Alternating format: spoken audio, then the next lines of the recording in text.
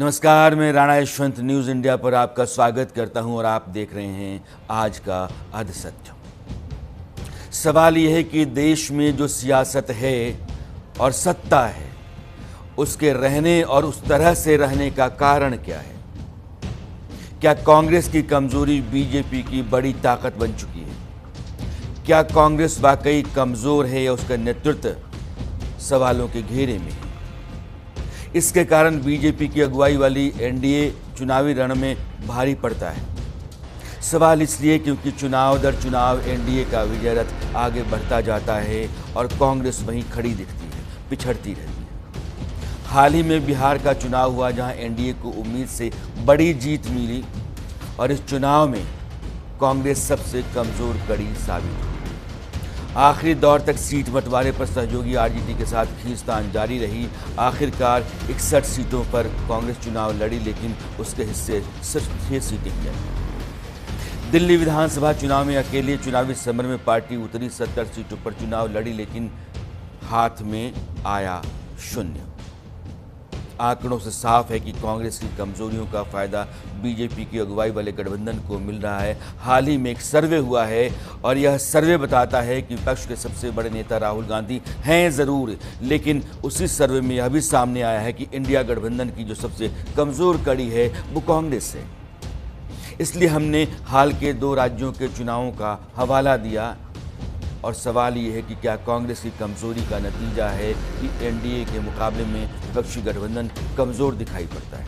क्या कांग्रेस की कमजोरी का नतीजा है कि पार्टी के बड़े नेता बार बार हाथ से बाहर चले गए या फिर पार्टी से दूर होते चले गए? 10 साल में ज्योतिरादित्य सिंधिया, हेमंत बिस्वा शर्मा, आरपीएन सिंह, कैप्टन अमरिंदर सिंह समेत कई बड़े नेताओं ने कांग्रेस से किनारा कर दिया।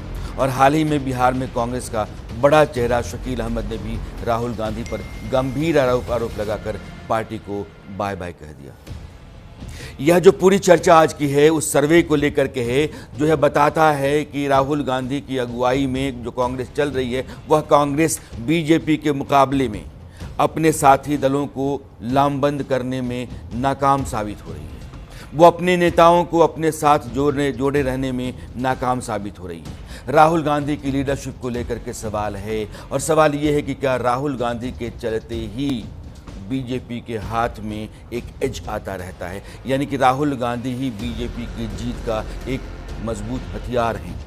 शकील अहमद ने पार्टी छोड़ने से पहले बड़े नेता, कद्दावर नेता हैं, क्या कहा उन्होंने, यह सुनिएगा, क्योंकि आज की चर्चा दिलचस्प है। हमारे मेहमान जिनको आप सुनते हैं, जिनकी अपनी एक राय होती है, उस राय का अपना एक महत्व होता है। वो सब जुड़ेंगे, उनकी राय जानेंगे, चर्चा लंबी चलेगी, लेकिन पहले शकील अहमद। जिसके साथ बैठने में उनको ये नहीं लगता है कि हमको ये बॉस मानता हो, उस आदमी के साथ बैठने में मेरे ख्याल में ही इज अनकंफर्टेबल, वो सहज नहीं है उनके साथ। ये मैं बहुत दिन से ये फील कर रहा था, लेकिन पार्टी में आप रहते हैं तो एक डिसिप्लिन रहता है, नहीं बोल सकते हैं। अब थोड़ा फ्री हुए हैं कि अब नहीं है, और हम तो ऐसे लोगों में हैं जिसने 3 साल पहले अनाउंस कर दिया था कि हम जीवन में कभी कोई चुनाव नहीं लड़ेंगे। बहुत से लीडर हैं कांग्रेस में जो दुखी हैं बहुत।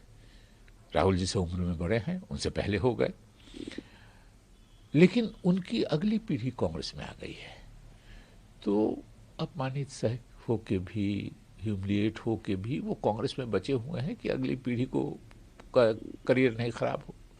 ये 2015 से बैच चल रही है। बैच ऑफ बिट्रेस होते हैं ये लोग, बैच ऑफ जयचंद होते हैं। साल भर का जनवरी महीने में स्टार्ट हो जाती है बैच ऑफ जयचंद का। इस साल का बैच ऑफ जयचंद और बैच ऑफ बिट्रेस स्टार्ट हो गए, और हमारा शकील भाई और वो भी बीएसपी का एक पुराना नेता राशिद भाई, उसमें वो दोनों शामिल हुए हैं। पहले बैच ऑफ बिट्रेस में बैच ऑफ जयचंद का इनका अनाप शनाप बोलना है, और बीजेपी में एक आदमी ऐसे अनाप शनाप बोल के मुख्यमंत्री बन गया, हेमंत बिस्वा शर्मा। उसी चक्कर में सारे लोग लगे रहते हैं। वहाँ अनएम्प्लॉयड का लोग, बहुत लोग लगे हुए हैं। यहाँ से बहुत लोग छोड़ के चले गए थे, वहाँ एमपी भी नहीं बन पा रहे, एमएलए भी नहीं बन पा रहे। शकील अहमद पुराने नेता हैं, बहुत लंबे समय से अपना पूरा करियर उन्होंने कांग्रेस के साथ जोड़ करके चलाया है और वो गंभीर सवाल उठा रहे हैं। मणिकम टैगोर जो कुछ भी कह रहे हैं, कांग्रेस लगातार यही कहती रही है। उसके जितने बड़े नेता जाते रहे हैं, उन सबों के लिए ऐसे ही उसकी तुक्का फजीहत रहती है, लेकिन दरअसल वो बार बार कमज़ोर होती है और अपने आप को सहेजने, समेटने और खड़ा होने में कहीं ना कहीं वो नाकाम दिखती है। हमारे साथ जो मेहमान हैं, अजीत द्विवेदी देश के जाने माने पत्रकार हैं, तहसीन पुनेवाला आप पॉलिटिकल एनालिस्ट हैं और डॉक्टर कौशल कांत मिश्रा आप बीजेपी के राष्ट्रीय प्रवक्ता हैं। आप तीनों मेहमानों का स्वागत है। कांग्रेस से संजय छोकर का मैं इंतज़ार कर रहा हूं कि आकर के इस पैनल को ज्वाइन करें। तहसीन, एक हाल का सर्वे है सी वोटर का और वो कहता है कि राहुल गांधी विपक्ष के नेताओं के बीच में सर्वाधिक लोकप्रिय हैं। ज़रूर 29% लोग उनको पसंद करते हैं। ममता बनर्जी, अखिलेश और अरविंद केजरीवाल बहुत दूर हैं, 7% 6% के आसपास। लेकिन वही सर्वे कहता है कि इंडिया अलायंस को एक साथ लामबंद करके रखने और एनडीए के मुकाबले में जो नरेंद्र मोदी की अगुवाई में सत्ता में है, एक बड़ी ताकत के तौर पर खड़ा होने में सबसे कमज़ोर कड़ी है कांग्रेस। और ये दोनों बातें कहीं ना कहीं कांग्रेस के लिए चिंता का कारण है। आपकी लोकप्रियता है 29%, लेकिन आप जिस पार्टी के लीडर हैं वही सबसे कमज़ोर कड़ी है। ये कॉन्ट्राडिक्शन भी है, लेकिन इसमें एक बड़ा सवाल भी है। जी राणा जी, सबसे पहले तो आपके साथ मुझे शो में शिरकत करने का मौका मिला, इसलिए आपका शुक्रगुजार हूँ। सभी दर्शकों को नमस्कार करते हुए मैं 2 या 3 चीज बोलूंगा। मैं बिल्कुल एक राजनीतिक विश्लेषक की रूप से बोलना चाहूंगा, उस पर्सपेक्टिव से बोलना चाहूंगा। हालांकि ये चीज मैं क्लैरिफाई कर दूं, मैं सिर्फ और सिर्फ कांग्रेस को वोट देता हूं। अगर अलायंस में कांग्रेस का कोई साथी है, उनको वोट नहीं देता। आज तक सिर्फ कांग्रेस को मैंने वोट दिया है। इस क्लैरिफिकेशन के साथ मैं अपनी बात करता हूं। कहीं ना कहीं कांग्रेस को चिंता करने की जरूरत है, ये बिल्कुल सही है। क्योंकि देखिए राणा जी, अगर आप हो रहा है ना, एक्चुअली किसी का जूम ज्वाइन हो रहा है, संजय जी का या किसी का, और मैं कट हो रहा हूं, तो प्लीज अगर आप मुझे फ्रेम नहीं, पर ले आपकी आएंगे। आवाज़ बहुत साफ सुनाई पड़ रही है।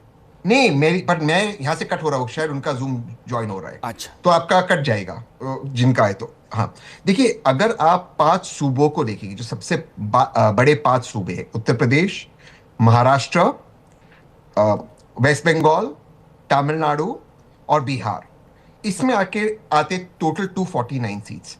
अगर वर्तमान में इस वक्त चुनाव हो, बिना गठबंधन के कांग्रेस को कितनी सीटें मिलेगी?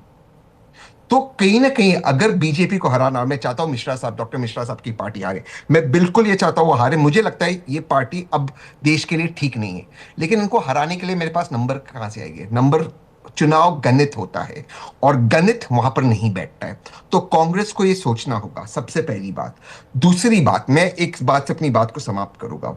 सिर्फ ये कहना कि भाजपा खराब है, ये मैं भी मानता हूं भाजपा खराब है, वहां तक ठीक है, लेकिन हम क्या ऑल्टरनेटिव दे रहे भाजपा के खिलाफ?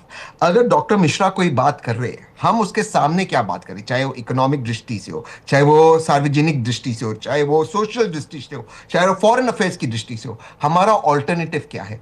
जब तक हम ऑल्टरनेटिव नहीं देंगे, सिर्फ ये कहना बीजेपी खराब है, ठीक है, वो तो मैं भी जानता हूं, बट मैं एक कोर वोटर हूं। बहुत सारे ऐसे वोटर्स हैं जो फेंस सिटर्स है, उन्होंने शायद 2009 में कांग्रेस को वोट किया होगा, आज वो चले गए बीजेपी को वोट करते, अलग अलग वजह से। हम जब तक फेंस सीटर्स को हमारे पास नहीं लाएंगे, हम चुनाव नहीं जीत सकते। तो इस चीज के लिए हमें सतर्क होना पड़ेगा, अलर्ट होना पड़ेगा। राहुल गांधी जी एक बहुत अच्छे व्यक्ति है, अच्छे विपक्ष के नेता है, उनकी पॉपुलैरिटी दिखाती, लेकिन कहीं ना कहीं कांग्रेस की जो आला कमान है, जो नेतृत्व है, उनको अब जिम्मेदारी लेनी होगी जो लगातार चुनाव हम हारे, चाहे फिर हरियाणा हो, महाराष्ट्र हो, दिल्ली हो, बिहार हो, वो उनको लेना होगा। चाहे वो राष्ट्र अध्यक्ष हो, चाहे वो जनरल सेक्रेटरी संगठन हो। ये होगा कि कांग्रेस 1-2 चुनाव जीत जाएगी, केरला जीत जाएगी, राजस्थान जीत जाएगी, पर उससे बात नहीं बनेगी जब तक आपके पास चंक वोट्स नहीं आएंगे। तो ये बहुत जरूरी है। और सर, मुझसे ज्यादा आप ये राजनीति समझते हो और आप ये गणित समझते हो, और मैं बहुत अच्छे मन से कह रहा हूं, क्योंकि मैं कांग्रेस का वोटर हूं, मैं चाहता हूं कांग्रेस जीते। तो मैं जो कह रहा हूं, मैं दिल से कह रहा हूं, राहुल गांधी जी अच्छे, लेकिन बाकी लोगों को जिम्मेदारी उठानी होगी। अब मुंबई के चुनाव हुए, मुंबई पुणे के, कांग्रेस का जन्म पुणे और मुंबई में हुआ है। उसका सबसे पहला सेशन पूना, उस वक्त आज के पुणे में, और उस वक्त के बॉम्बे, वर्तमान मुंबई में होना था। प्लेग के कारण पुणे में नहीं हुआ, फिर बॉम्बे मुंबई में हुआ। क्या कैंपेनिंग नहीं करना चाहिए था कांग्रेस को? क्या लड़ना नहीं चाहिए था? ये जरूरी है, आपको लड़ना है। जीतो या हारो, आपको लड़ना जरूरी है, पॉलिटिक्स आप में आपको लड़ना है, तो ये बहुत जरूरी है कांग्रेस के लिए। आता हूं अजीत द्विवेदी, ये सर्वे कहता है कि अगर आज की तारीख में चुनाव होते हैं तो एनडीए को 47% वोट मिलेंगे, नरेंद्र मोदी की अगुवाई में गठबंधन बैठे बैठे जीत सकता है। 47% वोट यानी कि आपकी जीत तय है।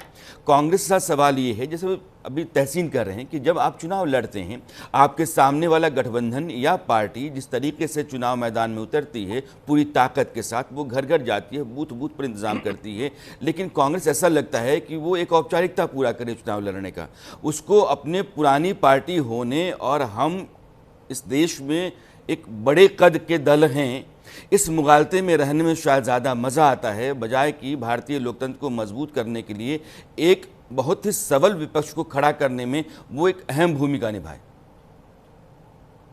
देखिए, ये आपका विषय बड़ा अच्छा है और मौजूद है विषय ये चर्चा के लिए, क्योंकि 5 राज्यों के चुनाव होने वाले हैं और कांग्रेस फिर उन राज्यों के चुनाव में जा रही है। 3-4 बातें हैं हमको राणा जी कहने के लिए। एक तो पहले हम एक छोटे से किस्से से अपनी बात करेंगे। कांग्रेस पार्टी की एक नेता थी, महिला कांग्रेस की अध्यक्ष थी सुष्मिता देव, छोड़ करके चली गई पार्टी, अभी वो तृणमूल कांग्रेस में है, एमपी है अभी। उन्होंने एक बार कहा था, जिस समय हेमंत बिस्वा शर्मा का ये चल रहा था, अभी खींचतान चल रही थी और वो मिलने का समय मांग रहे थे राहुल गांधी से और मुलाकात अभी नहीं हुई थी उनकी, उस समय उन्होंने कहा था, कांग्रेस को परिभाषित करते और बड़ी अच्छी लगी थी हमको बात, इसलिए हम कोट कर रहे हैं। उन्होंने कहा था कि कांग्रेस पार्टी कभी विपक्ष में नहीं रहती, कांग्रेस सत्ता में रहती है या सत्ता के इंतजार में रहती है। तो ये कांग्रेस पार्टी की पहचान है, जो पार्टी या तो सत्ता में रहे या सत्ता के इंतजार में रहे, वो विपक्ष की तरह काम ही नहीं कर सकती। चुनाव लड़ना एक बात है, चुनाव तो एक समय होता है, 5 साल के बाद एक राज्य में चुनाव एक बार होगा, 5 साल में देश का चुनाव होता है। राजनीति तो 24 घंटे 365 दिन चलने वाला काम है। चुनाव के समय राजनीति थोड़ी की जाती है, चुनाव के समय चुनाव लड़ा जाता है, उसके पहले 5 साल राजनीति की जाती है। तो यही जो मुख्य बात है वो ये है कि कांग्रेस विपक्ष के तौर पर 5 साल काम ही नहीं करती है, संगठन के तौर पर कांग्रेस को मजबूत करने के काम नहीं होते हैं। ये कांग्रेस की कमजोरी है और इसकी वजह से जो आज आपका नोशन है कि जो अलायंस है, इंडिया ब्लॉक है, जो एंटी भाजपा फोर्सेज हैं, उनको जिनको लीड कर रही है कांग्रेस पार्टी, उसमें कमजोर कड़ी कांग्रेस हो जाए।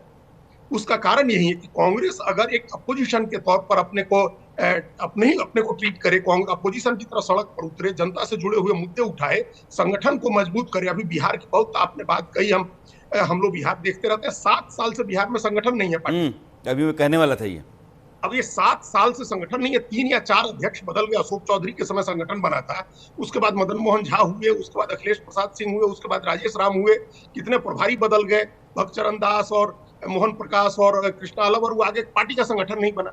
एक संगठन, एक जो अध्यक्ष होता है वो एक संगठन की सूची बना करके देता है, फिर प्रभारी एक ऊपर से एक और सूची दे देते हैं, फिर एक सूची पता नहीं जादू के जोर से कहीं से आला कमान के पास आ जाती है, फिर वो तीनों सूची पड़ी रहती है और संगठन का निर्माण नहीं होता है। आप संगठन नहीं बनाएंगे, पदाधिकारी नियुक्त नहीं करेंगे, कार्यकारिणी नहीं बनाएंगे, तो वही होगा जो हम लोगों ने अभी देखा कि प्रभारी गए तो एयरपोर्ट पर सिर्फ अध्यक्ष रिसीव करने आए उनको। तो ये सिर्फ बिहार की बात नहीं है, ये हर प्रदेश की बात है। दूसरी बात क्या है, जो ये तो एक संगठन की तैयारी नहीं होती है। राहुल गांधी 5 साल राजनीति नहीं करते। अभी कोई हमको अभी ध्यान नहीं आ रहा है राणा जी की उनको पश्चिम बंगाल गए हुए कितने दिन हो, अभी वो तमिलनाडु गए। पश्चिम बंगाल में आपको आपके पास क्या काम है? लीडर ऑफ ऑपोजिशन के पास काम क्या है? नरेंद्र मोदी और अमित शाह के पास तो काम है कि उनको सरकार भी चलाना। उनकी इतनी बड़ी पार्टी है, दुनिया की सबसे बड़ी पार्टी है, उनके 14 मुख्यमंत्री भी हैं, उनके संगठन के कुल मिलाकर के उनके एनडीए के 20 मुख्यमंत्री हैं, उनको राज्यों की भी सरकारें देखनी है, केंद्र की सरकार देखनी है, डिप्लोमेटिक रिलेशंस है, प्राइम मिनिस्टर को यात्राएं करनी है। इसके बावजूद वो लोग राजनीति करते हैं। राहुल गांधी को तो सिर्फ राजनीति ही करनी है, वो क्यों नहीं राजनीति करते हैं? वो क्यों नहीं पश्चिम बंगाल जाते हैं, क्यों नहीं असम जाते हैं? जाकर के आप रेगुलर जाए, महीने में 1 बार जाए, 2 बार जाए, जहां चुनाव होना है, आप सिर्फ प्रचार करने जाएंगे। एक तो ये कमजोरी कांग्रेस की बड़ी भारी है।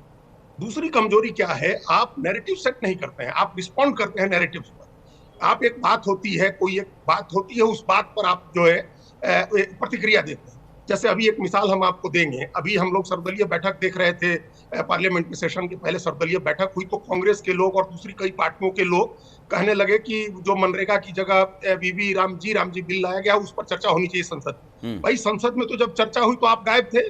संसद में जब इस इतने बड़े मुद्दे पर, मनरेगा को समाप्त करके उसकी जगह एक बिल लाया जा रहा है, हम अभी उसके मेरिट पर चर्चा नहीं कर रहे हैं, मेरा विरोध है उसे।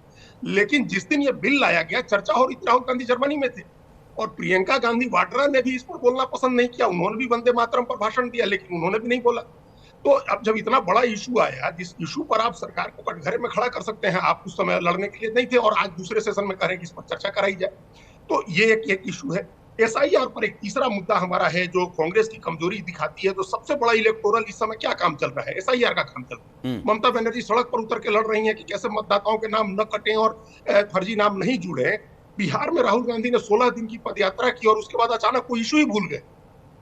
ये एकदम से एक दिन उनको ध्यान आता है, इल्हाम होता है कि ये मुद्दा उठाना चाहिए, तो 16 दिन पैदल घूमे और उसके बाद एक बार आप बताइए कि कहीं आपने उनके मुंह से एसआईआर का नाम सुना हो। 5 राज्यों में एसआईआर हो रहे हैं, चुनाव 12 राज्यों में एसआईआर हो रहे हैं। 12 राज्यों और केंद्र शासित प्रदेशों में कांग्रेस क्या कर रही है पता नहीं है। तो जो चाहे एसआईआर हो, चाहे ये मनरेगा जैसे इश्यूज हो, संगठन की बात एक अपनी हो गई, आप ये नहीं कर पाते हैं। और एक और महत्वपूर्ण बात है राणा जी, आगे और हम लोग इस पर चर्चा करेंगे, जो गठबंधन की सहयोगी पार्टियां हैं, उन सहयोगी पार्टियों के सामने अब किसी ने राहुल गांधी को समझा दिया है कि कांग्रेस को अकेले चलना चाहिए, सहयोगी पार्टियां कांग्रेस के दम पर फल फूल रही। तो ये उन्होंने खेल बिगाड़ा बिहार में राष्ट्रीय जनता दल का। अब स्टालिन से लड़ाई हो रही है, ज्यादा सीटें चाहिए और सत्ता में हमको हिस्सेदारी चाहिए है। उधर इंडियन यूनियन मुस्लिम लीग से केरल में झगड़ा चल रहा है कि हमको कितनी सीटें चाहिए, उनको कितनी सीटें चाहिए। तो अलायंस के जो पार्टनर्स हैं, अब आप एक सिंपल सी बात करेंगे, हम चर्चा के लिए छोड़ रहे हैं इस बात को, अगर 2024 के पहले, चुनाव के पहले अगर नीतीश कुमार नहीं छोड़ करके गए होते इंडिया ब्लॉक, तो क्या चुनाव की तस्वीर वैसी होती, बदल गई होती चुनाव। बिल्कुल सही। लेकिन किसकी वजह से गए, किसकी वजह से? हम आपको एकदम, हम उस मीटिंग की बात, जो मीटिंग में मौजूद थे, उन लोगों ने बताया कि दूसरे लोग बात कर रहे थे और नीतीश कुमार को संयोजक बनाने की बात हो गई थी। एकदम एक तरह से सबकी हामी थी कि ठीक है, उनको संयोजक बना दीजिए, मल्लिकार्जुन खड़गे अध्यक्ष हो जाए। जब ये बात हो गई तो राहुल गांधी ने माइक हाथ में से लेकर के कहा कि हमको ममता बनर्जी को बताना होगा, ममता बनर्जी से पूछना होगा। इस पर ललन सिंह नाराज हुए, उन्होंने माइक ले लिया राहुल नीतीश कुमार के हाथ से और कहा कि अब नीतीश कुमार का फैसला ममता बनर्जी थोड़े करेंगे। और वो दोनों उठ के चले गए। हो सकता है पहले से और भी बातें हों उनकी, लेकिन वो चले गए और जाकर उन्होंने छोड़ दिया, वापस एनडीए में चले गए और सारा खेल बदल गया राजनीति का। तो राहुल गांधी इतनी बेसिक चीज नहीं समझते हैं, इसका क्या उपाय कर सकते हैं हम, आप क्या कर सकते हैं? भारत जैसे देश में अगर आपको राजनीति करनी है, वो भी केंद्रीय सत्ता की राजनीति करनी है, तो आप टुकड़ों में नहीं चल सकते हैं। आप ठहर करके फिर चलेंगे, चल के फिर ठहरेंगे। उसके बाद कई ऐसी जगहें हैं, ये जगह का मतलब राज्य संगठन, अभी जिसकी बात अजीत जी कह रहे थे कि 7 साल से बिहार में आपका संगठन नहीं है। इस तरह के हालात पश्चिम बंगाल में आप जाएंगे, जब कांग्रेस के नेताओं के बारे में पूछते हैं, आम आदमी जानता ही नहीं कांग्रेस का कोई नेता वहाँ है। तो जब आपकी पार्टी की पहचान ही नेताओं और कार्यकर्ताओं के जरिए ख़त्म होती चली जा रही है, उसके बाद भी अगर हम मुगालते में रहते हैं, तो ये अजीब सी बात है। डॉक्टर कौशल कांत मिश्रा, मैं आपके पास आता हूँ। 2009 में एक पार्टी 206 सीटों के साथ है, 2014 में 44, फिर 52 सीटें, 99 सीटें 2024 की। मैं मान लेता हूँ कि 2024 का चुनाव बहुत अच्छा है, लेकिन सवाल ये है कि जब सोनिया गांधी की लीडरशिप में कांग्रेस चुनाव लड़ रही थी, तो बाकी दलों को अपने साथ जोड़ के रखने और एक गठबंधन के तौर पर बीजेपी को सत्ता से दूर रखने में वो कामयाब रहीं। राहुल गांधी जब से अपने हाथ में कमान लेकर के चलने लगे, उनकी कही ही सुनी जाने लगी, तो स्थितियां थोड़ी सी विकट हो गई। जब कोई बहुत बड़ा खिलाड़ी उतरता है मैदान में, तो देखा जाता है कि उसका ओपोनेंट कौन है। टीम इंडिया जिम्बाब्वे से खेल रही है, टीम इंडिया ऑस्ट्रेलिया से खेल रही है। तो आपकी पार्टी के लिए यह भी एक है कि आप कामयाब इसलिए हैं क्योंकि सामने जो दल है या गठबंधन है, वो वैसा नहीं है जैसा वो होना चाहिए था या जैसा पहले था। तो क्रेडिट पूरा का पूरा आपको भी नहीं जाता है। पहले तो साथियों को नमस्कार। और राणा जी, सभी ने, अजीत जी ने, तहसीन भाई ने, दोनों लोगों ने मिलकर के ये बताया कि कांग्रेस यहाँ पहुंची है। अब मैं आपको बीच में टोकता हूं। कांग्रेस के प्रवक्ता को मैंने कह रखा है और पार्टी ने मुझे कहा कि हाँ संजय छोकर जी रहेंगे, और अभी तक देखिए मैं इंतजार कर रहा हूं। तो ये जो पलायन की मानसिकता है कांग्रेस की, जब आप बहुत कमज़ोर हो जाते हैं, आप किसी सवाल का सामना नहीं करना चाहते हैं, किसी हालात से भागते हैं, तो फिर आप लोगों के बीच टिक नहीं सकते हैं। आप बंद कमरे में अच्छे लेखक हो सकते हैं, आप बहुत बड़े आध्यात्मिक चिंतक हो सकते हैं, लेकिन आप लोगों के नेता नहीं हो सकते। कांग्रेस की बड़ी कमजोरी है। जी कौशलान जी। मैं सिर्फ ये कह रहा हूं कि हमारे दोनों साथियों ने जो कांग्रेस की खामियां आज हैं उस पे बात की, कांग्रेस को क्या करना चाहिए उस पे बात की। पर आपको ये, मुझे भी अच्छा लगेगा कि अगर मेरा ओपोनेंट बड़ा स्ट्रांग होगा, अगर हमारा विपक्ष स्ट्रांग होगा, और हमारी राष्ट्रीय पार्टी जीत करके जो भी आती है उससे हमारे राष्ट्र का उत्थान होगा। करेक्ट, जैसे आपने कहा कि इंडिया की टीम ऑस्ट्रेलिया से लड़ती है या इंडिया की टीम जिम्बाब्वे कोई सिडनी टीम से लड़ती है, किसी भी टीम से लड़ती है, तो आपकी टीम की ताकत तभी बढ़ेगी जब सामने वाला ओपोनेंट स्ट्रांग होगा। यहाँ पर कांग्रेस कमजोर क्यों है, इसको समझने की बात है। आप देखिए कांग्रेस का, ये बीच में कौन बोला प्लीज, कांग्रेस का जो उद्गम है 18वीं 19वीं शताब्दी में अंग्रेजों ने इसको बनाया, ये किसी विचारधारा से नहीं मिले थे। इनकी सबसे बड़ी प्रॉब्लम यह है कि इनके पास विचारधारा नहीं है। इनके पास कनेक्टिंग लिंक क्या है, सिर्फ एक परिवार है। इसी वजह से जब से कांग्रेस बनी है, कांग्रेस टूटती गई, जाने कितनी बार टूटी है और हर बार नई पार्टी बनी, कांग्रेस वही कांग्रेस चलती रही और वही कांग्रेस फली फूली, जिसके पीछे एक परिवार रहा। जहां इनके लिए इनकी विचारधारा में परिवार प्रथम, पार्टी द्वितीय और देश तृतीय, ये जो तीन चीजें हैं, ये विचारधारा की जो कमी है ये सबसे बड़ी प्रॉब्लम है। और मुझे लगता है कि जिस तरह से कांग्रेस चल रही है, और दूसरी तरफ आप देखिए भारतीय जनता पार्टी, मैं अपनी पार्टी की बात करता हूं, हमारी पार्टी पार्ट टाइम पॉलिटिक्स नहीं करती। हमें कहा जाता है, विपक्ष के लोग भी कहते हैं, मीडिया के लोग भी कहते हैं कि हम इलेक्शन लड़ने की मशीन है, चुनाव की मशीन है, हम हमेशा चुनाव मोड में रहते हैं। तो अगर हम किसी इतने बड़े दुनिया की सबसे बड़ी डेमोक्रेसी में पॉलिटिक्स कर रहे हैं, तो ऑब्वियसली हमें हमेशा चुनाव मोड में रहना पड़ेगा। पार्ट टाइम पॉलिटिक्स काम नहीं चलेगा। एक सवाल मेरा है, कांग्रेस के जो लीडर, कांग्रेस की तरफ से आपके सामने रख रहा हूं। कांग्रेस एक ऐसा दल है जो इस बात का लगातार दावा करता रहा है कि उसकी अपनी विचारधारा है। विचारधारा हिंदुस्तान की तहजीब से मिलती हुई है। हिंदुस्तान को आगे बढ़ाने और हिंदुस्तान जिस सांचे में रहा है उस सांचे को बनाए रखने के लिए यह पार्टी है, उसकी विचारधारा है। मैं अपने सवाल पूरा कर लूँ। आपके ऊपर आरोप ये है कि आपने लोकतांत्रिक संस्थाओं को ख़त्म किया है। आपके ऊपर आरोप है कि समाज के भीतर आपने विभाजन बढ़ाया, यानी खाई आपने बढ़ाई है, और आपने एक नफरत की राजनीति पैदा करके सत्ता में बने रहने का एक औजार इजाद किया है, उसके जरिए आप चल रहे हैं। ये कांग्रेस बार बार कहती है। बिल्कुल कांग्रेस कह सकती है, विपक्षी दल है, वो कुछ भी कह सकता है, पर हमें समझना पड़ेगा कि कांग्रेस किस विचारधारा से जीतते आई थी। जब से देश आजाद हुआ, उसको जैसे कहा जाता ना, चांदी की चम्मच लेकर के कुछ लोग पैदा होते हैं। कांग्रेस पार्टी जो गांधी जी थे वो चाहते, मैं तहसीन को लाना चाहता हूं, क्योंकि कांग्रेस खत्म तहसीन ने कुछ तो सोच करके लगातार वोट कांग्रेस को दिया होगा, तो कांग्रेस के साथ उनका जो सिचुएशन है वो वैचारिक आधार पर भी है और जज्बाती वजहों से भी हो सकता है। फिर अगर इतने लोग यहाँ अनइंटरप्टेड बोले, आप मेरे बारे में बोलते हैं, फिर मैं क्या ही बोलूंगा। फिर नहीं, आप अपनी बात पूरी कर लीजिए। नहीं सर, ऐसे थोड़ी नहीं होता। मैं कौन सा यहाँ पे, यहाँ पक्ष विपक्ष की तो बात ही नहीं हो रही, यहाँ देश की बात हो रही, क्योंकि अगर हमारा विपक्ष मजबूत होगा तभी हमारा देश मजबूत होगा। ये बात सही है, और मैं तहसीन की बात से एग्री करता हूँ। तहसीन ने अपनी पार्टी के बारे में बहुत सारी चीज की, हालांकि वो पार्टी के नहीं, फिर भी उन्होंने कांग्रेस की तरफ बहुत अच्छी बात की। अजीत जी ने बहुत सारी बातें की, पर यहाँ पर देश की बात हम लोग कर रहे हैं। ये भारतीय जनता पार्टी और कांग्रेस का डिस्कशन तो रहा ही नहीं ना। मैं भी चाहता हूं हमारे देश में एक ऐसी विपक्षी पार्टी हो जो हमें कड़ी टक्कर दे। जब कड़ी टक्कर मिलेगी तभी डेमोक्रेसी बेहतर होगी, तभी यहाँ का लोकतंत्र मजबूत होगा, तभी यहाँ की जनता के भला हम ज्यादा कर पाएंगे। अगर यूनिलैटरल सत्ता जैसे कांग्रेस में चलती रही, अगर उसी तरह तो जो कांग्रेस में करप्शन था वो किसी पार्टी में हो सकता है। पावर करप्ट, ये तो कॉन्सेप्ट है ये।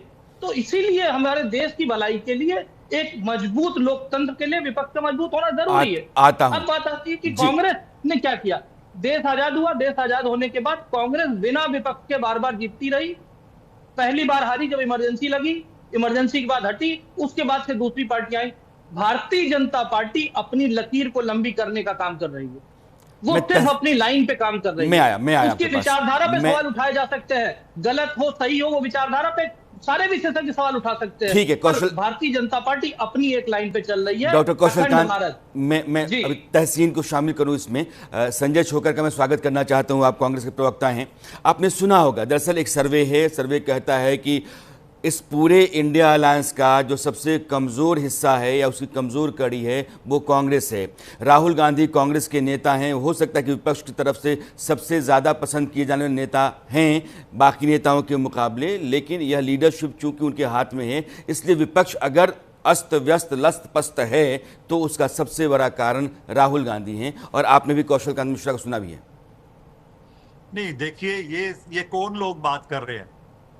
ये सिर्फ वो लोग बात कर रहे हैं, बीजेपी के लोग या बीजेपी जुड़े हुए लोग हैं, वो लोग बात कर रहे हैं कि कांग्रेस पार्टी कमजोर है, राहुल गांधी कमजोर है। लेकिन आप जो अभी पिछली बार हमारी देखिए, अब पिछली से डबल सीटें हुई है कांग्रेस पार्टी की पार्लियामेंट में। आप 99 सीट कांग्रेस पार्टी को मिली है।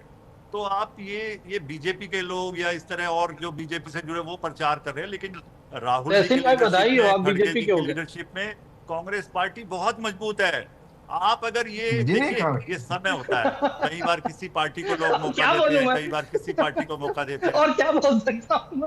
संजय छोकर दरअसल अभी तहसीन इस बात का हवाला दे रहे थे, मैं आता हूं आपके पास। यहीं पे नरेंद्र मोदी जी थे, हिमाचल में कांग्रेस पार्टी जीती। यहीं पे नरेंद्र मोदी बीजेपी थी, कर्नाटका में कांग्रेस पार्टी जीती। वो ठीक है, आज बीजेपी की सरकार है, बीजेपी सारे रिसोर्सेज, सारी एजेंसियां, सारी चीजें यूज करके आज सत्ता का इस्तेमाल करके सरकारें बना रही है। वो ठीक है, पूरा देश देख रहा है, पूरा देश जानता है। दोनों बातें होती है। संजय छोकर, मैं आता हूं, मैं तहसीन को जोड़ना चाहता हूं क्योंकि उन्होंने एक बात कही थी और उसका सरोकार आपसे है। तहसीन ने कहा था कि आपकी संख्या पिछले चुनाव के मुकाबले इस बार बढ़ गई, अब 99 हो गए। लेकिन आप अखिलेश यादव की बैसाखी पर हुए, आप तेजस्वी यादव के साथ चले, ममता बनर्जी आपका साथ देती नहीं। वो कहते हैं तमिलनाडु में, मुझे सुन लीजिए, तमिलनाडु में, उत्तर प्रदेश में, बिहार में, पश्चिम बंगाल में, इन तमाम बड़े राज्यों में आपका कोई ढांचा नहीं है, आपके पास बिना बैसाखी के चलने की हैसियत नहीं है। ये आपकी बहुत कमजोर कड़ी है। तहसीन में चाहता हूं कि आप शामिल हो जाए इसमें। आप देखिए, हरियाणा में 10 में से 5 सीटें जीते हैं। वहां पे कौन सी बैसाखी थी? वहां पे कौन था हमारे साथ? आप ये इस तरह के गलत परसेप्शन, गलत चीजें बात करने से कांग्रेस पार्टी कमजोर नहीं होगी। तहसीन, आप गलत आंकड़े पेश करते हैं, गलत चीजें टीवी पे नहीं, ये गलत है। फिर मैं आपसे पूछूंगा कि ये बताइए कि ये कौन सा ऐलान आपका है कि आप लोकसभा चुनाव में आम आदमी पार्टी के साथ दिल्ली में साथ लड़ते हैं, विधानसभा चुनाव में आप अलग अलग हो जाते हैं। आपने जितनी सीटों पर आम आदमी पार्टी हारी है, मेरा अपना ख्याल है कि 14 ऐसी सीटें रहीं जिन सीटों पर कांग्रेस को उतना वोट आया जितना आम आदमी पार्टी के हारने का वोट था या उससे कम। यानी कि आम आदमी पार्टी हारी तो कांग्रेस के वोट के कारण हारी। तो ये जो आपका अलायंस चलता है, ये जो आपकी नीति है, बिहार में राहुल गांधी बैठे हैं, तेजस्वी यादव आके 2 दिन इंतजार कर रहे हैं, वो मिलते नहीं हैं, एक अजीब सी स्थिति रहती है। बहुत सारे सवाल हैं, लीडरशिप को लेकर सवाल हैं। तहसीन में आपको जोड़ना चाहता हूं क्योंकि कांग्रेस के को ही आप वोट देते हैं और मैं चाहता हूं कि संजय छोकर से आप बात करें इस बार। नहीं, देखिए, 2 चीज है। सबसे पहले हमें इस चीज को माननी होगी कि पिछले 2014 से लेकर 2029 तक हम सरकार में नहीं आ पा रहे केंद्र के अंदर। अब आप इसको जीत बोलिए या हार बोलिए, मुझे एक लाइन, और डॉक्टर साहब ही समझेंगे, आप कभी हाफ प्रेग्नेंट नहीं हो सकते। या तो आप प्रेग्नेंट हो या तो आप नहीं हो, आधा प्रेग्नेंट नहीं हो सकते। या तो आपने चुनाव जीता है या तो आप हारे, आधा चुनाव नहीं जीत सकता है कोई। तो हम 3 टर्म से हार रहे हैं। हरियाणा में बिल्कुल सही कहा कांग्रेस के मेरे मित्र ने कि कांग्रेस को 5 सीटें मिली लोकसभा के अंदर, या शायद 4 मिली, 6 मुझे नहीं पता, पर 5 हरियाणा में लोकसभा में अच्छा प्रदर्शन किया। पर उसके बाद क्या हुआ? हम असेंबली हार गए, हम महाराष्ट्र हार गए। महाराष्ट्र में बहुत अच्छा प्रदर्शन हुआ लोकसभा में हमारा। तो कहने की बात, हम दिल्ली में 0 हो गए, बिहार में डबल डिजिट में नहीं, बिहार जैसे राज्य में। तो मैं यही कह रहा हूं कि कहीं ना कहीं हमें आत्मचिंतन करना होगा कि क्यों हम हार रहे हैं। अगर मुंबई के चुनाव के अंदर हमने सारा अपना वोट बैंक उद्धव जी को दे दिया तो कहीं ना कहीं गलती है हमारी। उद्धव जी को हमारा वोट बैंक हम दे रहे उठाकर, फिर उद्धव जी ने हमारा वोट बैंक ले लिया, हमने मुंबई में कैंपेन नहीं किया। अब डॉक्टर साहब ने कहा कांग्रेस का जो फाउंडेशन है वो फॉरेनर्स ने किया था, ये बात भी सही नहीं। वोमेश चंद्र बैनर्जी, दादाभाई नौरोजी, दिनशॉ वाशा, मेरे घर के पीछे बदरुद्दीन तैयब जी रहते, मैं इस वक्त पूना में हूँ। फिर हमारे पुणे से महादेव गोविंद रानडे साहब, इन्होंने कांग्रेस को बनाया था। और रानडे साहब के स्टूडेंट्स थे गोखले और अगरकर जी, उसके बाद तिलक जी आए, उसके बाद गांधी जी, नेहरू जी, मोतीलाल नेहरू जी, ये जो कांग्रेस का सिलसिला हो। तो हमें ये चीज जाननी, तो कहीं ना कहीं हमें कांग्रेस को मजबूत करना है। अभी देखिए, मैं जब से राजनीति में पूरी तरह से कमेंट करने लगा हूं, कांग्रेस सबसे बड़ा दल था विपक्ष में ओडिशा में, आज ये रेलेवेंट है। वेस्ट बंगाल में था, ये आप भी जानते हैं, आज ये रेलेवेंट है। उत्तर प्रदेश में बिना अखिलेश यादव जी के जीतना मुश्किल है कांग्रेस को। बिहार में क्या हालत है। तो ये बड़े राज्य है जहां पर हारे। बीजेपी क्या कर रही है? आज से 15 साल पहले क्या किसी को लगता था बीजेपी की 2 बार सरकार बनेगी आसाम में? क्या किसी को लगता था 2 या 3 बार सरकार बनेगी हरियाणा के अंदर? क्या किसी को लगता था ओडिशा में सरकार बनेगी? क्या किसी को लगता था त्रिपुरा में बीजेपी की सरकार बनेगी? बीजेपी अपना ज्योग्राफी एक्सपैंड कर रहा है, कांग्रेस अपना ज्योग्राफी घटा रहा है। तो कांग्रेस को ये इमीडिएटली रोकना होगा। मैं ये इसलिए नहीं कह रहा हूं क्योंकि मैं कांग्रेस के खिलाफ हूं, मैं इसलिए कह रहा हूं क्योंकि मैं चाहता हूं राहुल गांधी देश के प्रधानमंत्री बने। लेकिन अगर हमें बनना है, फिर से मैं कहता हूं, यहां पर एक डॉक्टर है इस शो के अंदर, अगर मैं डॉक्टर कौशल के पास जाऊं, मैंने कहा मुझे कोई बीमारी है, तो मुझे उनसे सच बोलना होगा। अगर मैं किसी वकील के पास जाऊं, मुझे सच बोलना होगा कि ये प्रॉब्लम है। जब हम वो प्रॉब्लम को देखेंगे, राहुल जी बहुत मेहनत करते हैं, पर इर्द गिर्द के लोग क्या करते हैं मुझे बताइए। हम हरियाणा हारे, महाराष्ट्र हारे, मुंबई हारे, पुणे हारे। हमारा जन्म मुंबई पुणे के अंदर हुआ, अभी मैंने नाम बताया आपको। कौन है इसके लिए जिम्मेदार? कौन है इसके लिए जिम्मेदार? कोई तो होगा। क्या जनरल सेक्रेटरी ऑर्गेनाइजेशन से हम सवाल पूछ सकते हैं? जिन्होंने बिहार में टिकट बांटा उनसे हम सवाल पूछ सकते हैं क्यों ऐसे टिकट बांटे? कोई व्यक्ति आ गया शादी.com से टिकट बांट रहे, वो क्या हुआ? तो ये सवाल पूछना, मैं एक वोटर हूं, ये मेरा अधिकार है। और मेरे दादाजी ने गोली खाई है महात्मा गांधी के साथ, आगा खान पैलेस के अंदर पूना में। गांधी जी जेल में थे, मेरे दादाजी उनके साथ जेल में थे, गोली खाई थी। गोडसे और आप्टे ने गोली चलाई थी, मेरे दादाजी के बाजू को लगकर गई गोली, गांधी जी पे उन्होंने गोली चलाई थी। कितने लोगों को यह इतिहास पता है? तो मैं कांग्रेस का वोटर हूं, मैं अपने पैसे से दिल्ली से पुणे आया, वोट किया कॉर्पोरेशन में। और जहां पर मैंने टिकट दिए कांग्रेस के, मैंने बात की, मैंने कांग्रेस के कॉर्पोरेटर को जीता के लाए। वहां पे कोई गठबंधन नहीं किया मैंने शिवसेना के साथ। शो पे कह रहा हूं, नहीं होने दिया। चारों कॉर्पोरेटर कांग्रेस की जीते। मेहनत तो करनी होगी ना आपको। एक बुनियादी सवाल है, मैं अजीत द्विवेदी के पास जाऊं उससे पहले संजय छोकर, आप कुछ कहना चाहते हैं? मैं सिर्फ ये कहना चाहता था, जो हमारे साथी अभी बात कर रहे थे, बहुत अच्छी बात करी उन्होंने कि वो कांग्रेस से लगाव है, कांग्रेस के परिवार से जुड़े रहे, सब कुछ हुआ। लेकिन अगर आप देखेंगे, जब से जहां पे भी आप, उन्होंने कहा मंथन करना चाहिए, चिंतन करना चाहिए, वो सारी चीजें कांग्रेस पार्टी में हो रही है। लेकिन अगर कोई देखना ही ना चाहे तो एक अलग बात है। आप जो भी चुनाव हुआ, हरियाणा का चुनाव हुआ, अगर चुनाव हारे, मैं हरियाणा से बिलोंग करता हूं, तो हरियाणा में लगातार राहुल गांधी जी ने, खड़गे जी ने, केसी वेणुगोपाल जी ने, सारे लीडर्स को बुलाया और मंथन हुआ कि भी क्यों हार हुई, महाराष्ट्र में क्यों हार हुई, बिहार तो फिर में क्या हो गया चुनाव के बाद अगर हर हार के बाद चिंतन है, हर हार के बाद मंथन है, बड़ा प्रोग्राम शुरू तो कर फिर आपका हासिल क्या है? और जिलों में जहां पे वीकनेस है, जहां पे कमजोरियां है, वहां पे जिले बदले जा रहे हैं। ऐसा नहीं है, ये पार्टी का इंटरनल मैटर है। लेकिन पूरी तरीके से पार्टी जहां पे रिवाइव करना है, जहां पे हमारा संगठन कमजोर है, उसको ठीक करे जा रहा है। और ये कोई एक दिन में नहीं होता, धीरे धीरे सारी चीजें पार्टी भी देख रही है कि कहां पे हमारी क्यों हारे। ऐसा तो है नहीं कि कांग्रेस पार्टी संजय भाई कांग्रेस तो मजा आ रहा है। बहुत रिस्पेक्ट करता हूं। अभी जब हरियाणा के असेंबली चुनाव है, मैं आपको बताता हूं, पहले तो ये माहौल था कि कांग्रेस जीत रही चुनाव, फिर धीरे, और जो हमारे यादव भाई बहन बहुत नाराज थे बीजेपी से, क्योंकि आपको याद होगा राणा जी कि उत्तर प्रदेश के अंदर लखनऊ में गोमती के पास एक एनकाउंटर हो गया था एक यादव का, बहुत यादव समाज नाराज था। उसके बाद महेंद्रगढ़ नाम का एक एरिया है गुरुग्राम के पास, संजय जी जानते होंगे, अजीत जी भी शायद जानते होंगे, वहां पे यादव बेल्ट है। मैंने स्वयं अपनी आंखों से धर्मेंद्र प्रधान जी को देखा है वहां पे काम करते हुए, यादव समाज के लोगों को मिलते हुए। क्या हम अखिलेश जी को बुलाकर, तेजस्वी जी को बुलाकर कैंपेनिंग नहीं कर सकते थे? मुझे बताइए, कुमारी शैलजा जी, मैं ना हुड्डा जी के पक्ष में हूं, ना कुमारी शैलजा जी के पक्ष में, लेकिन कुमारी शैलजा जी को साइडलाइन किया गया था, क्यों? उसके बाद अशोक तंवर को लाया गया था। अशोक तंवर को मैं, तहसीन पुनावाला ने क्या क्या बातें नहीं सुना है नेशनल टीवी पर, क्या कहा था सोनिया जी के बारे में, वो शब्दों को हम रिपीट नहीं कर सकते, उसको आप चुनाव में लेकर आ रहे हो। तो ऐसे नहीं होता। हमें देखो, हम बीजेपी के खिलाफ है, वो एक बात होगी, वो संजय जी और मेरे जैसे लोग के लिए ठीक है, क्योंकि हम सिर्फ कांग्रेस को वोट देंगे। आप मुझे मार भी दो तो मैं कांग्रेस को वोट देगा, बट उसके बाद हम आपको नहीं जीता सकते। वो 17-18% बेस है, चुनाव जीतने के लिए आपको 35% चाहिए। वो एडिशनल जो 20% है वो फ्लोटिंग वोटर्स है, वो शायद बीजेपी को मोदी जी के लिए वोट करता है, शायद बीजेपी को किसी और वजह से वोट करता है। हमें उनको अपनी तरफ खींचना है। उनको खींचने के लिए हम उनकी जिंदगी में क्या अलग कर सकते हैं जो भाजपा नहीं करी, उसका हमें बातचीत करना होगा। हर व्यक्ति जो भाजपा को वोट करता है वो संघी नहीं है, वो अलग अलग वजह से करता है, तो हमें उनको रीच आउट करना होगा। हमें अभी मुझे राहुल गांधी जी की बहुत अच्छी बात लगी, उन्होंने शशि थरूर को बुलाया, उनके साथ बैठे। ये रीच आउट करना होगा, ऐसे ही करना होगा। हम सबके खिलाफ नहीं हो सकते। हम एक इंडस्ट्रियलिस्ट को गाली देते हैं, ठीक है, मुझे उसमें कोई दिक्कत नहीं, आप उसको दो ना दो, वो इंडस्ट्रियल से मुझे कोई लेना देना नहीं, मुझे कोई फायदा है। कर्नाटका में अंडरग्राउंड टनल का प्रोजेक्ट में कौन है बिडर? वही है। अपने दोगे उसके प्रोजेक्ट? वो डैवोस में किसके मुख्यमंत्री को मिल रहा है वो? तो पार्टी का कार्यकर्ता क्या करेगा? वो वहां पर आपके मुख्यमंत्री के साथ ट्वीट कर रहे हैं, मुख्यमंत्री उसके साथ फोटो ट्वीट कर रहे हैं। तहसीन को मैंने इसीलिए वक्त दिया है कि एक व्यक्ति जो किसी पार्टी के साथ अपने आप को जोड़ के रखता है और उसका एक भावनात्मक लगाव उस पार्टी से दिखता है, तो पार्टी की बहुत सारी कमजोरियों को हमारे आपके सामने रखता है। और जब आप नरेंद्र मोदी की अगुवाई वाले एनडीए के मुकाबले में हैं, तो आपको उसी तरीके से अपने आप को तैयार करना होगा।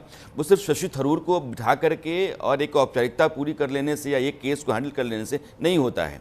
अगर शकील अहमद जो कह रहे हैं कितना गंभीर मामला है, अजीत द्विवेदी मैं आपके पास आना चाहता हूं। मैं संजय चुकर आ रहा हूं आपके पास। जैसे अभी आपने कहा कि किसी ने समझा दिया कि तमिलनाडु में जाकर के अब कांग्रेस अपने बूते अपनी ज़मीन मजबूत करे, जो सहयोगी दल हैं उनके ऊपर दबाव डाले, और बिना अपने बूते खड़ा हुए यहाँ कोई गुंजाइश आपको दिखती नहीं है। बिहार में जब आप थे तो आपने कहा वोट चोरी। कई जगहों पर तेजस्वी ने मंच पर कहा था कि आपने यहाँ रोजगार का मामला उठाइए और यहाँ बाकी जो स्थानीय मामले हैं उसको उठाइए, लेकिन वोट चोरी से राहुल गांधी बाहर नहीं गए। अब वो आगे हैं कि हम अपने मुताबिक जो है ना अलग अलग राज्यों में चुनाव लड़ेंगे। तो अलग अलग राज्यों में चुनाव लड़ने के लिए जो स्ट्रैटेजी है कांग्रेस की बहुत स्कैटर्ड है, या फिर जिन दलों के साथ मिल करके वो चुनाव लड़ने जाते हैं उन दलों के साथ सहमति नहीं दिखती है, यानी कि साझा रणनीति नहीं दिखती है, और यह जो टकराव है वह लोगों को कहीं ना कहीं कन्फ्यूजन अदा करती है।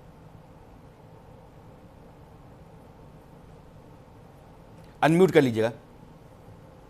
जैसे अभी बात हो रही थी, अब हरियाणा की बात हुई, स्पेसिफिक स्टेट स्पेसिफिक बात करेंगे तो हर स्टेट की अपनी अपनी समस्याएं सामने आएंगी। हर स्टेट के अलायंस के अपने अपने जो फॉल्ट लाइंस हैं कांग्रेस के साथ, वो सब सामने आएंगे। वो बड़ा फिर लंबा हो जाएगा। कांग्रेस का एक जो पेरेनियल प्रॉब्लम हो गई है, कांग्रेस के साथ जो एक बड़ी समस्या हो गई है, वो ये है। अभी जैसे ये सचमुच अच्छी बात थी कि आपने थरूर को बुला करके शशि थरूर से बात की, क्योंकि केरल का चुनाव होना है। इस समय आप ये अफोर्ड नहीं कर सकते हैं कि आपका एक पॉपुलर फेस जो है उसकी नाराजगी आप अफोर्ड नहीं कर सकते हैं। और आप ये जानते हैं कि थरूर अपने आइडियोलॉजी के हिसाब से कांग्रेस के साथ सबसे अच्छे तरीके से एडजस्ट होते हैं, तो आपने मनाया उनको। लेकिन इसी तरह के काम आपने दूसरे राज्यों में नहीं किया। अभी जिसकी बात हो रही थी हरियाणा की, आपने हरियाणा में वैसा नहीं किया। हरियाणा में कई दिन तक, चुनाव के बीच में 12-15 दिन तक हमारी शैलजा बैठी रह गई थी घर में, उनको उनके साथ बात करना, उनको चुनाव में बाहर निकाल के ले आना, ये उस समय नहीं हुआ था। और ये तो अब देखिए, ये जो छत्रप कांग्रेस पार्टी में पैदा हुए हैं, हम हमेशा इस बात को कहते हैं राणा जी की, ये आप राजीव गांधी के पहले, मतलब सोनिया गांधी के पहले, सोनिया गांधी का रिजीम जो शुरू हुआ है कांग्रेस में, उसके पहले आप हमको कोई नेता बताइए, सब कांग्रेस का इतिहास तहसीन भाई को बहुत बढ़िया पता है, चोकर जी तो प्रवक्ता है, कि कांग्रेस के कितने मुख्यमंत्री पूरे देश में, हमको लगता है 2 या 4 मुख्यमंत्री होंगे जिन्होंने 5 साल का कार्यकाल पूरा किया था। कांग्रेस कार्यकाल पूरा नहीं करने देती थी। एक 5 साल के कार्यकाल में 3-3 मुख्यमंत्री बनते थे। सोनिया गांधी के समय जो छत्रप बने, आज जो छत्रप इतने पावरफुल हो गए हैं कि वो बांह मरोड़ के अपने हिसाब से फैसले कराते हैं। आला कमान की हैसियत एक तो इस वजह से घट गई कि आपने बहुत मजबूत छत्रप प्रदेशों में पैदा कर दिया, वहां दूसरी लाइन की लीडरशिप समाप्त हो गई। पहले जो महासचिव, एक बहुत महत्वपूर्ण महासचिव होता था, उसकी पूरी व्यवस्था आपने खराब कर दी। वो महासचिव जाता है और प्रदेश में जो सबसे पावरफुल लीडर होता है, मुख्यमंत्री या जो भी प्रदेश अध्यक्ष होता है, उसके हिसाब से काम करने लगता है। जैसे हरियाणा में भूपेंद्र सिंह हुड्डा के हिसाब से काम करता है, तेलंगाना में वो रेवंत रेड्डी के हिसाब से काम करेगा, छत्तीसगढ़ में वो भूपेश बघेल के हिसाब से काम करेगा। ये पहले नहीं होता था। और इसके दूसरा कारण आला कमान के कमजोर होने का ये हुआ कि आप लगातार चुनाव हारते गए, आप चुनाव नहीं जीता पा रहे हैं। जब आप चुनाव नहीं जिताएंगे, चुनाव जिताने का करिश्मा आपका नहीं बचेगा, तो आपको लोग छोड़ते जाएंगे। आप कमजोर होंगे तो लोग छोड़ेंगे, आप मजबूत होंगे फिर लौट के सब लोग आ जाएंगे। हर बार जब कोई छोड़े तो आप उसको जयचंद बताएं, उसको बिट्रेल करने वाला बताएं, बिट्रे करने वाला बताएं, उसको आप संघी बताएं, ये बात भी ठीक नहीं। अब सारे लोग संघी हो गए। जो आदमी खिलाफ बोल दे, अब 3 लोग आपके, अभी 3 मुस्लिम लीडर, नसीमुद्दीन सिद्दीकी को आप लेकर के आए थे बहुजन समाज पार्टी से, वो पार्टी छोड़ करके चले गए। राशिद अल्वी ने पार्टी के कामकाज पर सवाल उठाया। डॉक्टर शकील अहमद पार्टी छोड़ चुके हैं, वो सवाल उठा रहे हैं। 3 मुस्लिम लीडर हैं, आप इनको क्या बताएंगे? आप जयचंद बता रहे हैं, संघी नहीं बता सकते हैं तो आप जयचंद बता रहे हैं। तो ये अपने ही लोगों को डिस्क्रेडिट करना, जो कल तक आपके साथ थे, आपके लीडर के साथ बैठते थे, फैसलों में शामिल होते थे, ये एक बड़ी कमजोरी है। और ये इस वजह से हो रही है कि पार्टी का लीडरशिप इतना कमजोर हो गया है, वो अपना असेसमेंट नहीं कर रहा है। चुनाव आप नहीं जीता पा रहे हैं। और ये छतरप वाली बात बहुत इंपॉर्टेंट है राणा जी, ये सोचना चाहिए है, छोकर साहब को पता होगा हरियाणा का, बाकी कोई कुछ भी कहे, हम चुनाव के दिन तक कहते रहे थे, काउंटिंग के दिन तक कहते रहे, तो आजकल तो डिजिटल फुटप्रिंट है, आप खोज करके निकाल सकते हैं कि जिस दिन कुमारी शैलजा की राज्यसभा सीट छीनी थी भूपेंद्र सिंह हुड्डा ने अपने बेटे के लिए, उसी दिन हरियाणा हार गए। हरियाणा जीतने का कोई चांस नहीं था, कभी चांस नहीं था। उन्होंने कुमारी शैलजा की सीट, उनके बेटा चुनाव हार गए, भूपेंद्र हुड्डा लोकसभा का चुनाव, और अगला जो राज्यसभा का चुनाव आया वो शैलजा की सीट खाली हुई और हुड्डा ने कहा कि हमारा बेटा जाएगा, और वो लेके गए और उसी दिन चुनाव हार गए हरियाणा का, उसको ही जीतने का चांस नहीं। तो इस तरह की चीजें होती हैं कांग्रेस पार्टी में। आला कमान के सामने जो मजबूत छत्रप है, उसके सामने आला कमान की चलती नहीं है। अब क्या भूपेंद्र सिंह हुड्डा एक साल तक रुके रहे, विधायक दल के नेता का चुनाव एक साल तक रुका रहा, अजीत द्विवेदी की बात विधायक दल के नेता का चुनाव हुआ, और अभी तीसरा महीना शुरू हो गया, बिहार में 6 ही विधायक है, लेकिन विधायक दल के नेता का चुनाव नहीं हुआ। तो आप इस तरह से जो है कोई डिसीजन नहीं कर पाते हैं। अभी संगठन सृजन अभियान टुकड़ों टुकड़ों में यहाँ कोई अभियान शुरू कर देते हैं, वहां कोई अभियान शुरू कर देते हैं, इस तरह से राजनीति थोड़ी होती है। कौशल का मिश्रा, मैं संजय छोकर के पास जा चुका, मेरे पास आखिर के 2 मिनट बचे हुए हैं। अजीत द्विवेदी जो कह रहे हैं कि कांग्रेस की अपनी कमजोरियां अपनी जगह पर हैं, लेकिन आपकी पार्टी ने भी कांग्रेस के नेताओं को जोड़ करके ही अपने आप को मजबूत किया है। तो बीजेपी अगर ये कह ले कि बीजेपी ने अपने बूते, अपने नेतृत्व के बूते या चुनाव प्रबंधन के बूते ही पूरे भारत में अपनी स्थिति मजबूत की है, तो वैसा भी नहीं है। चाहे हेमंत विश्व शर्मा का मामला हो, जितिन प्रसाद का हो, RPN का हो, बहुत सारे लोग हैं, ज्योतिरादित्य सिंधिया का मामला हो, तो आपने भी अलग अलग इलाकों में अलग अलग नेताओं को पकड़ा, जिनके पास जनाधार था, जिनकी पहचान थी, वो कांग्रेस के थे, अपने साथ जोड़ा। तो कांग्रेस की कमजोरियों का फायदा उठा करके ही आप भी आगे बढ़े हैं। तो लोकतंत्र में तो ये तो बहुत ही कॉमन बात है, अपने विपक्षी कमजोरियों का फायदा उठाना, इसमें क्या, ये तो नॉर्मल रणनीति होती है, राजनीति का ये पार्ट है। और बताता हूँ, विचारधारा की बात होती है, जिसको भी विचारधारा हमारी पसंद हो हमारे पास आ सकता है। हमारा तो नारा है सबका साथ, सबका विकास, सबका प्रयास, सबका विश्वास। इसमें गलत क्या है? हम अपने देश को, लोगों को अपनी पार्टी में नहीं लाएंगे तो कहां से लाएंगे? अभी आपने कहा कि कांग्रेस की कोई विचारधारा नहीं, आप कहते हैं कि मेरे पास जो आ जाएगा मेरी विचारधारा का हो जाएगा, जो किसी विचारधारा का है ही नहीं, मान लिया मैंने, तो फिर आपके यहाँ करके क्या वो विचार का सांचा है ईंट वाला जो निकल के आ जाता है? यही संगठन की ताकत है, यही संगठन की ताकत है। भारतीय जनता पार्टी से कोई भी अगर नेता निकला है तो वो कोई पार्टी नहीं बना पाया है, वो अपने आप में समाप्त हो गया है। कांग्रेस आई, जितनी बार टूटी उतनी बार पार्टी बनी है। कांग्रेस आई तो बाद में बनी, ABCD से लेकर SYZ तक सब कांग्रेस पार्टी को तोड़ करके ले गए। सच्चाई तो यही है ना, क्योंकि उसमें परिवार प्रथम है, पार्टी संजय छोकर, मेरे पास आखिर के 1 मिनट है, हमारे यहाँ राष्ट्र प्रथम है जी, संगठन द्वितीय है, और पार्टी और इंडिविजुअल थर्ड है। इसके बावजूद कोई कुछ भी कह सकता है, इसके बारे में कोई कुछ भी कह सकता है। आपकी पार्टी, आपका संगठन तब भी यही था जब आपकी 2 सीटें आती थी पार्लियामेंट में। आप ये मत सिखाइए किसी और को। आपकी पार्टी जब 2-2 सीटें आती थी तब नहीं, तो आप भी 2 तक जाने का इंतजार कर रहे हैं कि बाउंस बैक करेंगे। हम तो वो हैं जो अपनी लकीर पे काम करते हुए बीजेपी में नहीं जाता, उसको आज 3 बार प्रधानमंत्री बना रहे देश का, डाल के आप उसको हम भी तो यही कह रहे हैं। कम से कम आप भी अपनी लकीर पे काम कीजिए, पर आपकी तो लकीर ही नहीं है। आप एक परिवार में खत्म हो चुके हैं, आप एक पॉइंट की तरफ चल रहे हैं, हम लकीर की तरफ चल रहे हैं। हम तो अपनी लकीर पे काम कर रहे हैं, आप क्या कर रहे हैं? आप देखिए ना, आप अपने आप को एग्जामिन तो कीजिए। आप कहते हैं, आप सुन तो लीजिए सर, आपको बुरा क्यों लग रहा है? अगर डिस्कशन इतना फेयर चल रहा है तो मैं भी, अभी मैंने बीजेपी की कोई बात बोली नहीं, मैं तो इस चर्चा के ऊपर अपना विचार रख रहा हूँ। आप बताओ, तो कांग्रेस पार्टी जब से बनी हुई है, अपने मैनिफेस्टो में आप लिखते हो आप बहुसंख्यकवाद का विरोध करेंगे, आप हिंदुओं का विरोध करते हो, आपके नेता विदेश की धरती पर जाकर के देश के खिलाफ बोलते हैं। आप बीजेपी की बुराई करो, आप सेना की बुराई करते हो, आप ऑपरेशन सिंदूर पे सवाल उठाते हो, आप राफेल पे सवाल उठाते हो, आप सुप्रीम कोर्ट में जाके माफी मांगते हो, आप जाके चाइना के एम्बेसडर के साथ उस समय मिलते हो जब डोकलाम चल रहा होता है। अरे देश की जनता बेवकूफ है क्या यार? कहानियों की हम क्या दे रहे हैं? हम एक विचारधारा दिखा रहे हैं, हम देश को एक मजबूत। आप ये बताइए, आपने सबसे ज्यादा टाइम, करीब 60% देश से जब से आजाद हुआ उसमें 60% टाइम कांग्रेस ने राज किया है। आपने ये सपना देश को क्यों नहीं दिखाया कि 2047 में हम विश्व में डेवलप नेशन बनेंगे? आपने कभी नहीं दिखाया। हम अपने की तरफ बढ़ तो रहे हैं। हमने 32 करीब, अगर मैं गलत हूं तो तहसीन भाई सही कर देंगे, 22 करोड़ लोगों से, 22 या 32 करोड़ लोगों को गरीबी रेखा से बाहर निकाला, इतने लोगों को मकान दिया, जल दिया। आप लोग जिस चीज पे हंसते थे स्वच्छता अभियान, जब स्वच्छता अभियान मोदी जी पहली बार लाए थे तो सब लोग हंस रहे थे, ये क्या बात हुई? राजनीति कर रहे हैं या समाज सेवा? हम समाज सेवा को अपना मान चलते। हमारे को नड्डा जी और अभी नितिन नवीन जी ये पढ़ाते हैं कि संगठन ही सेवा है, राष्ट्र धर्म है। हमारे लिए पार्टी कौशलकांत मिश्रा नहीं आती, हमारे वो लिए हमारे यहाँ राष्ट्र धर्म कहते पहले हैं आता। कि जिस हम देश की आदमी बात के करते हैं। हिस्से जीत आ जाती है वो जो कुछ भी कहता है लोग कहते हैं कि हाँ ठीक ही है, जो हार जाता है उसके लिए हर चीज़ खराब हो जाती है। और एक बड़ी बात है भारतीय लोकतंत्र में। तहसीन में चाहूँगा 30 सेकंड मेरे पास है, अगर आप कुछ कहना चाहते हो तक मैं क्लोज करना चाहता हूँ। आप ये बताइए, जब फ्रेजाइल 5 इकोनॉमी थी वहां से चौथी इकोनॉमी बनी। जब फ्रेजाइल 5 इकोनॉमी होती है तो बड़े बड़े ऐड छपते हैं कि हिंदू रेट ऑफ ग्रोथ। ये एक सर्वे है, ठीक है कौशलकांत मिश्रा, मेरे कहा पास समय मुझे इससे आगे बढ़ने की इजाज़त नहीं दे रहा है। लेकिन सवाल ये ज़रूर है कि अगर बीजेपी के पास कहने की बहुत सारी वजह, सवाल उन बातों पर भी किए जा सकते हैं, बहुत सारे हैं। जब आप एक मीनार खड़ा करते हैं तो उसके बगल में नीचे गहराई भी होती है। अब दोनों चीज़ें साथ साथ चलती हैं। लेकिन बीजेपी के पास आज की तारीख में कहने के लिए है कि उसने भारतीय लोकतंत्र के भीतर अपने चुनाव प्रबंधन, नेतृत्व और नीति के जरिए बड़े हिस्से पर राज्य सरकारों में अपनी जगह बनाई है, सरकार चला रही है और केंद्र में वो लगातार तीसरी बार है। जो सर्वे है वो कहता है कि राहुल गांधी एक कमज़ोर कड़ी है। मैंने कांग्रेस के हवाले से मैं कह रहा हूँ कि कांग्रेस कमज़ोर कड़ी है।